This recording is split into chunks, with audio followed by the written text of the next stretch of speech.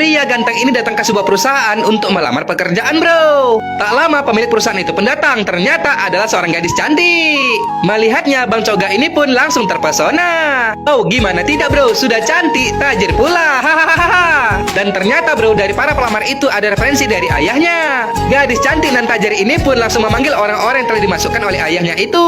Tapi bukannya menerimanya, dia malah menyuruh mereka pergi. Mereka pun terkejut. Dia tak peduli mereka dari siapa, yang dia mau kinerja kerjanya, bro. Lalu dia menyuruh sekretarisnya untuk memasukkan mereka satu persatu. Dan saat ini gilirannya Bang Coga. Si gadis cantik akan menginterviunya dan si abang pun memperkenalkan dirinya. Tapi tiba-tiba gadis ini menyuruh si abang untuk menawarkan masker itu kepada dirinya. Bang Coga pun jadi heran, bro. Dia berkata, ini kan milik anda sendiri, ngapain ku tawarin? Aku hanya ingin melihat bagaimana kinerjamu, kata si gadis. Mendengarnya si abang jadi grogi, bro. Tapi tiba-tiba manajer gadis itu berkata, ini bukanlah perusahaan kecil. Kau harus meyakinkan para pembeli dengan mengatakan yang hitam akan menjadi putih. Namun Bang Coga berkata kepada bosnya, nyonya, bukankah salah berpikir seperti itu? Karena persaingan yang ketat, kita tidak harus berbohong. Ketika mereka menggunakan produk kita, katakanlah akan menjadi cantik, bukannya putih. Pasti mereka akan puas. Nyonya, aku yakin dengan itu pasti akan berhasil. Gadis cantik ini pun sangat senang mendengar pendapat si abang, bro. Dia langsung menerimanya. Bahkan si abang langsung diangkat sebagai bendaharanya, bro. Jelas mendengarnya Bang Coga ini sangat bahagia. Dia berterima kasih kepada gadis cantik bosnya itu.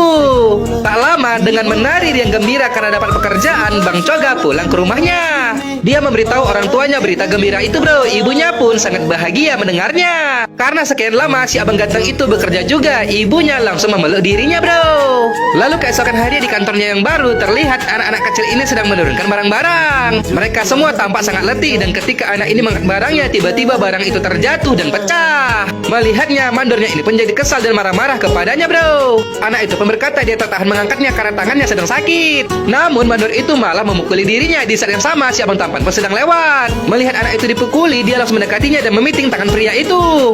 Lalu dia berkata, mempekerjakan anak kecil aja salah, apalagi kau memukul dirinya. Dia sangat geram dengan perbuatan pria itu yang semena-mena kepada anak kecil. Karena itu si abang terus memiting tangannya dan menyuruhnya untuk meminta maaf. Mandor itu pun minta maaf. Kemudian si abang menyuruhnya untuk mengutip barang-barangnya, bro.